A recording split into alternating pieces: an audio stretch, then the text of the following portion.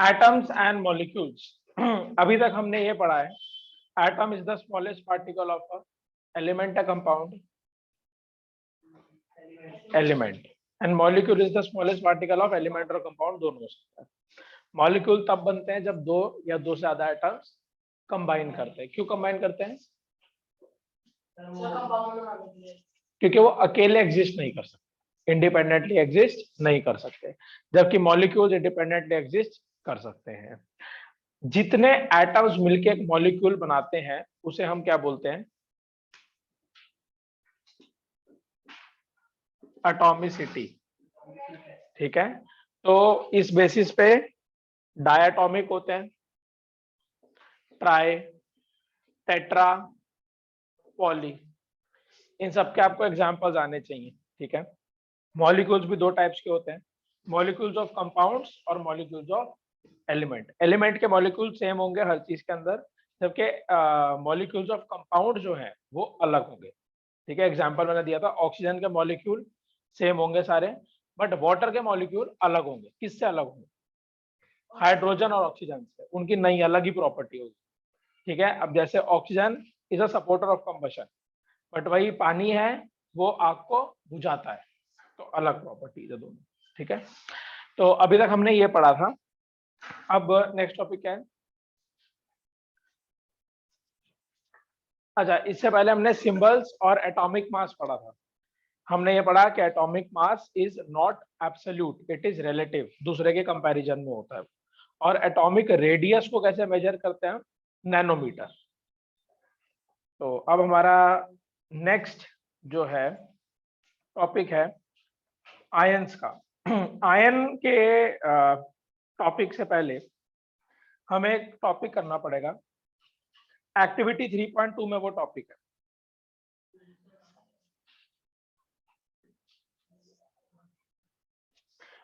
इसे बोलते हैं सिंपलेस्ट रेशियो।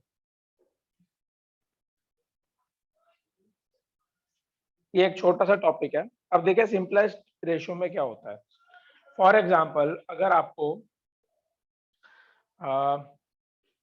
H2O का सिंपलेस्ट रेशियो निकालना है, मतलब हाइड्रोजन और ऑक्सीजन का सबसे सिंपलेस्ट रेशियो क्या है, मतलब लीस्ट रेशियो, सबसे काट पीट के जो आया है, तो उसके लिए आपको एक टेबल बनानी पड़ेगी। ठीक है, पेपर में 2 नंबर का क्वेश्चन आ सकता है। सबसे पहले टेबल में आता है एलिमेंट, आपको दोनों एलिमेंट्स लिखने हैं। ठीक है, दोनों एलिमेंट लिखने के बाद आपको उनका मास लिखना है, विच विल बी प्रोवाइडेड।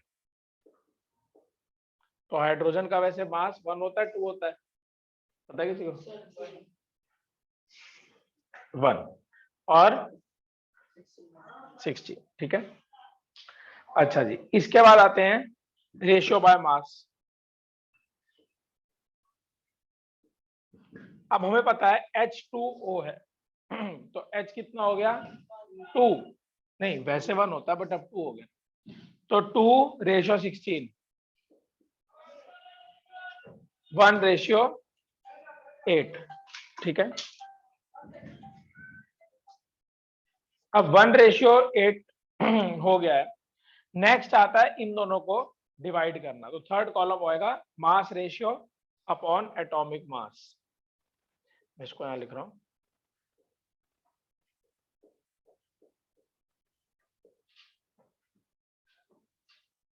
ठीक है, तो बताओ, ये होगा 1/1 और ये होगा 8/16, और लास्ट कॉलम होगा आपका सिंपलेस्ट रेशियो। अब तुम ध्यान से देखो, 1/1 1 है, 8/16 क्या है? 1/2, मतलब 1/1/2। समझ आई? तो ये सबसे ऊपर चला जाएगा, सो आंसर विल बी, ठीक है, ऐसे हम बाकियों का भी निकाल सकते हैं। तो छोटा सा टॉपिक, कुछ ज्यादा इसकी वो नहीं है। नेक्स्ट टॉपिक है ion.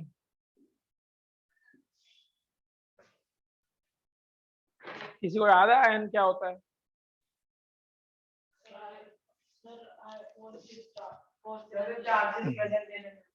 Ions are charge species.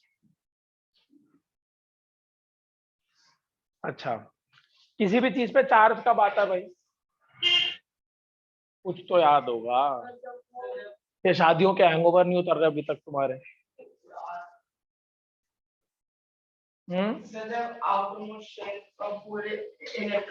Octet जब कंप्लीट होता है इनकम्प्लीट, ये बताओ। ऑनलाइन वाले भी जवाब दे दो कुछ। इनकम्प्लीट होता है। जब ऑक्टेट इनकम्प्लीट होता है तो उसे कंप्लीट करने के लिए क्या क्या ऑप्शंस अवेलेबल होते हैं? 3 ऑप्शंस होते हैं, गेनिंग, लूजिंग या फिर शेयरिंग। जब भी ऑक्टेट कंप्लीट नहीं होता, वी हैव 3 ऑप्शंस, या तो गेन करो या लूज करो या शेयर करो। गेनिंग और लूजिंग से बनते हैं आयोनिक कंपाउंड्स, और शेयरिंग से बनते हैं कोवलेंट कंपाउंड्स, जो कभी नहीं करना 10th में। ठीक है, इन दोनों पर फोकस करते हैं। तो एग्जांपल लेते हैं, मैग्नीशियम एटम क्या होगा बताओ? 282।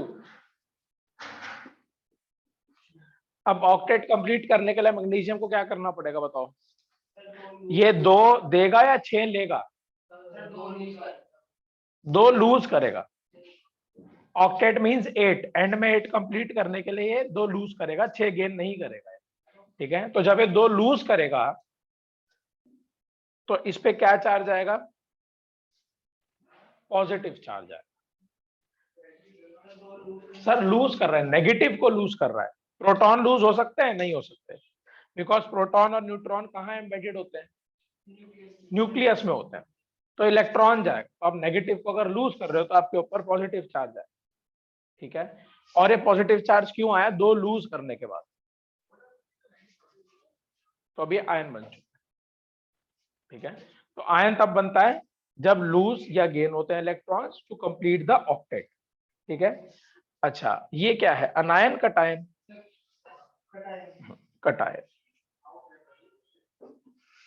मैंने इसकी ट्रिक का एटम्स एंड मॉलिक्यूल्स के चैप्टर में समझाई थी। हाँ, तो नेगेटिव के लिए होता है, बट पॉजिटिव।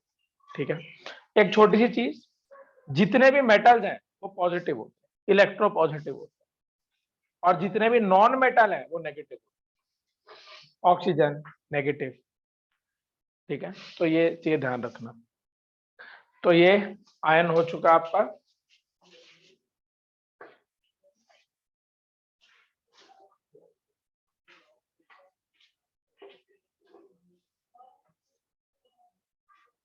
नेक्स्ट है आयन के अंदर ही पॉली एटॉमिक आयंस।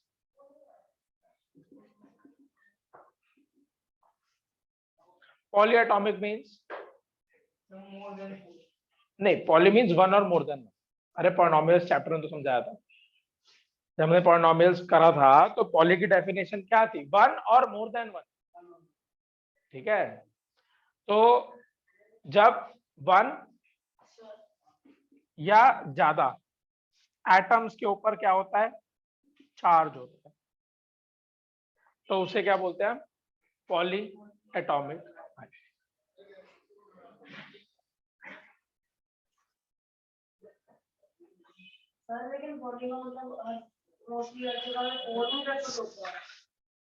कहाँ पे होता बताओ?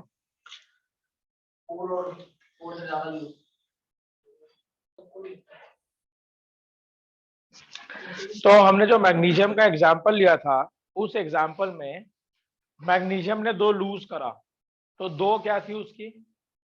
वैलेंसी। वैलेंसी थी। ठीक है, so in short valency can be called as the combining capacity,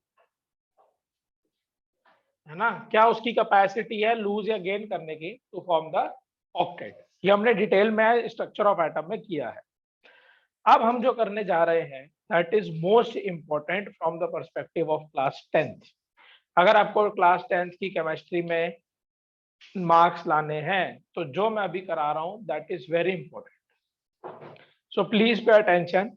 अब जो मैं टॉपिक करा रहा हूँ मैं आपको कम से कम उसके 100 क्वेश्चंस दूंगा प्रैक्टिस करने के लिए, ठीक है, जो करने ही पड़ेंगे सबको।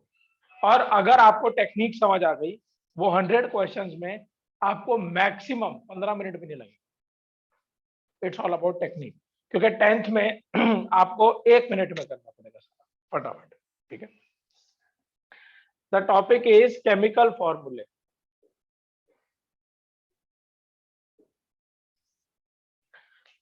Compound formation. अब कंपाउंड फॉर्मेशन के लिए एनसीईआरटी में पेज 37 पे ये table, you have to learn this table. तो ये तीसरी टेबल है जो मैं लर्न करने को बोल रहा हूँ। Yes sir, table 3.6। हमने सबसे पहली टेबल कौन सी लर्न की थी? वो स्ट्रक्चर ऑफ द एटम में जो थी, ठीक है, वो हमने लर्न करी। उसके बाद सिंबल्स की लर्न करी इस चैप्टर में, और तीसरी टेबल ये है, ठीक है। अब एग्जाम्पल लेते हैं।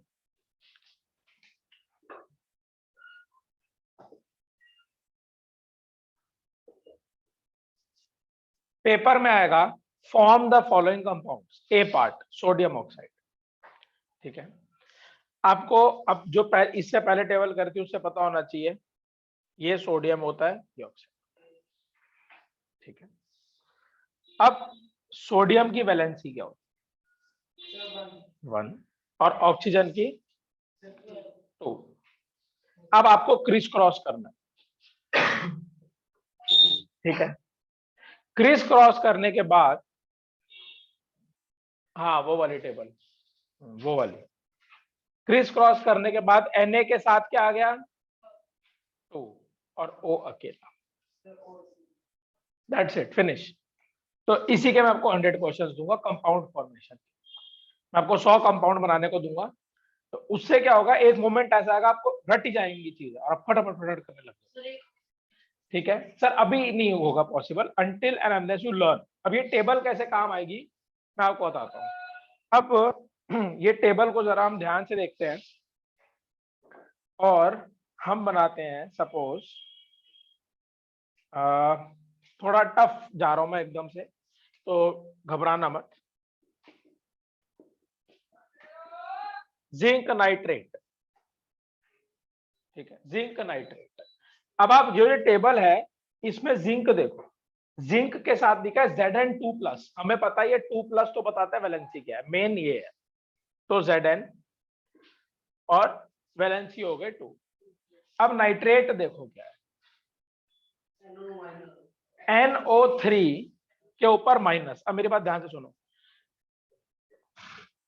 हमारे मेन काम का ये है जो हम यहां पे लिखेंगे,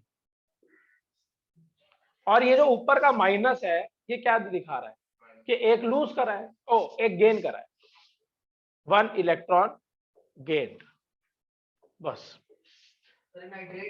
यस। अब आप ध्यान से देखो, ये किसका एग्जाम्पल है? ये इसका एग्जाम्पल है, पॉलीएटॉमिक का एग्जाम्पल। देखो तो कोई फर्क नहीं पड़ता ऊपर 1 लिखो ना लिखो, 1 के मतलब 1 अकेला ही वो होता है।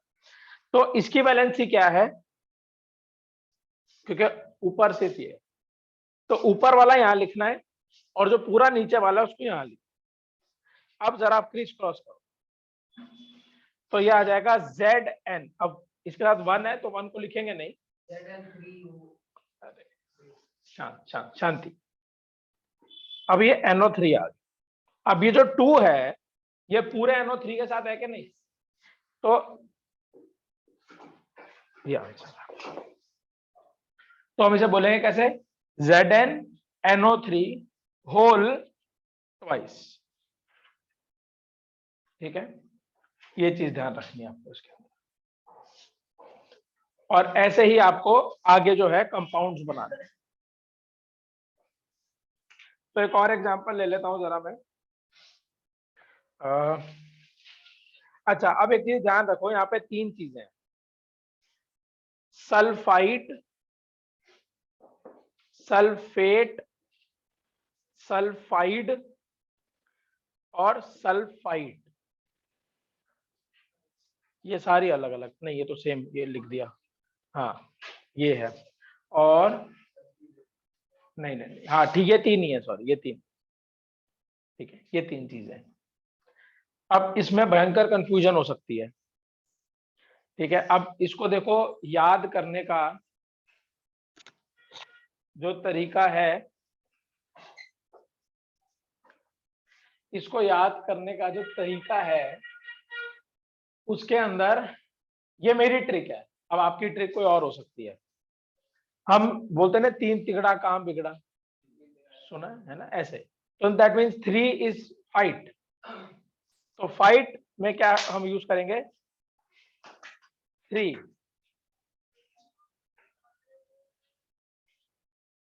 अपनी इज्जत का तो ध्यान रखो थोड़ा सा। फेट में चार जने गए, ठीक है, फेट में चार दोस्त गए, ऐसे फेट चार। ये इलॉजिकल है, आप खुद का भी बना सकते हैं, आप रट भी सकते हैं, इट्स ऑल मेमोरी टेक्निक्स, ठीक है। अब सल, ये दोनों सेम सेम से हैं, तो जो सल्फाइट होगा वो होगा SO3 2-, जो सल्फेट होगा वो होगा SO4 2-, और जो सल्फाइड है वो होगा सिर्फ H2। देखो ये मेमोरी टेक्निक्स हैं, आप इसको अपना सकते हैं, बट विथ प्रैक्टिस ही आएगा, ठीक है। तो इसके बाद जो सबसे इंपॉर्टेंट पेपर में आता है, वो भी करके देख लेते हैं एक बारी। पोटेशियम सल्फेट बना के देखते हैं जरा, बताओ पोटेशियम सल्फेट। पोटेशियम क्या है भाई, potassium is K1, sulphate is sulphate SO4, क्या बना K2,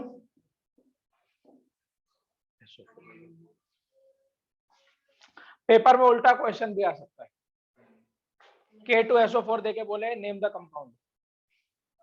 एनसीईआरटी में है ऐसा क्वेश्चन, इन टेक्स्ट क्वेश्चन, तो आपको दोनों तरीकों से आना चाहिए, इसलिए टेबल को बाय हार्ट करना बहुत जरूरी है। एक बहुत ही कॉमन तुम्हें एक चीज बताने के लिए, सपोज कैल्शियम सल्फेट,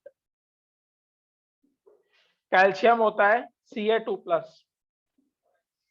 ठीक है, सल्फेट होता है SO4। अब बताओ क्या होगा, Ca2SO4 होल ट्वाइस, नहीं नहीं, CaSO4 यार भाई, ये नंबर चेंज नहीं हो सकता, इसी के साथ आएगा, इनको अदला बदली करना है बस। Yes, CaSO4, that's it. तो जब सेम सेम नंबर हो तो आप उन्हें काट सकते हैं। अच्छा एक चीज बताओ, क्या मैं आयोडाइड सल्फेट बना सकता हूँ? आयोडाइड सल्फेट, देखो आयोडाइड ये दूसरे कॉलम में है और सल्फेट तीसरे में है, बताओ बना सकता हूँ? आयोडाइड सल्फेट नहीं, यही गलत, बना कुछ भी नहीं सकते। अब आपको ये वो होनी चाहिए कॉमन सेंस, ऑपोजिट्स अट्रैक्ट, तो एक पॉजिटिव दूसरा नेगेटिव, दोनों नेगेटिव पॉसिबल नहीं है, दोनों पॉजिटिव पॉसिबल नहीं है, और पहले हमेशा पॉजिटिव दूसरा नेगेटिव।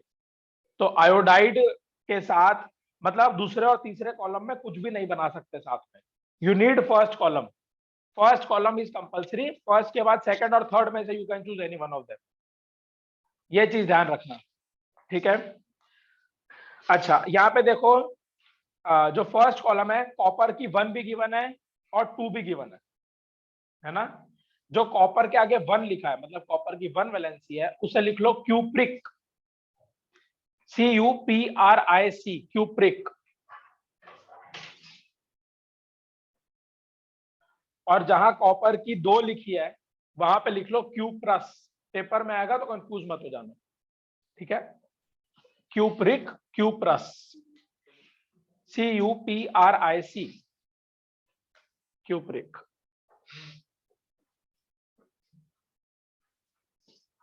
ठीक है। सिमिलरली आयरन की जहां 2 लिखी है, आयरन 2 को लिख लो फेरस, FERROUS, फेरस। और जहां आयरन की 3 लिखी है उसे लिख लो फेरिक। ठीक है, फेरिक। तो पेपर में अगर फेरिक ऑक्साइड आए उसका फॉर्मूला अलग होगा, फेरस ऑक्साइड आए उसका फॉर्मूला अलग होगा। किसके 2 को? फेरस। OUS 2 वालों में आता है और फेरिक 3। तो पता है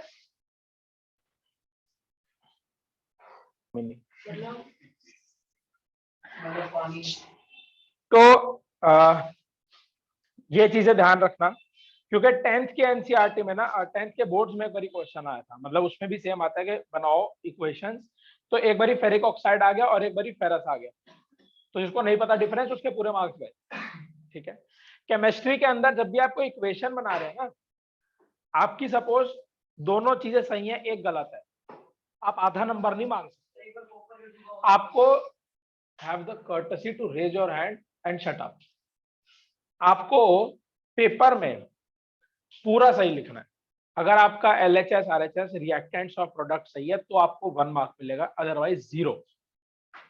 तो इसलिए सब पता होना जरूरी है। अच्छा, जो हमारी लास्ट कॉलम है इस टेबल का, इसके अंदर हाइड्रोजन, जो देखो सबसे पहले लिखा अमोनियम, अमोनियम का NH4, hydroxide OH, nitrate NO3। अब उसके नीचे लिखा है हाइड्रोजन और उसके नीचे लिखा है कार्बोनेट। तो बच्चे पूछते हैं हाइड्रोजन का कहाँ है? वो पूरा एक है, वो पूरा एक है, वो पूरा एक लिख लो।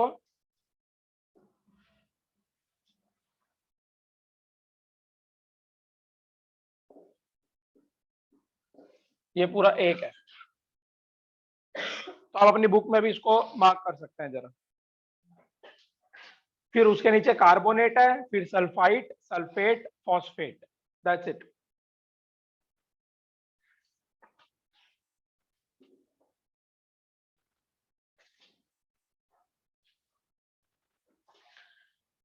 हर साल पेपर में सिर्फ फॉर्मूले बनाने को आते हैं, वैसे रूल्स नहीं पूछे आते कि आपने किस रूल से फॉर्मूला बनाया। बट किस्मत खराब हुई तो रूल्स भी आ सकते हैं 3 नंबर में। तो पेज 38 पे देखिए 3 रूल्स हैं, ये 3 रूल्स हैं, देखिए। ठीक है, कि आपको ये कैसे, जो भी मैंने तुम्हें समझाया बनाना, इसके रूल्स हैं। पहला रूल ये है कि वैलेंसी और चार्ज बैलेंस होने चाहिए। दूसरा रूल ये है कि पहले पॉजिटिव, पहले मेटल फिर नॉन मेटल। और तीसरा रूल ये है, ये ब्रैकेट वाला, कि अगर पॉलीएटॉमिक आयन है तो पॉलीएटॉमिक आयन को ब्रैकेट में करके बाहर लिखना उसको। ये 3 रूल्स हैं बस। पेज नंबर 39 के इंटेक्स्ट क्वेश्चंस आप पूरे कर सकते हैं। अगर आपको आ गया तो आप एग्जांपल्स देख लो ये और कर दो शुरू।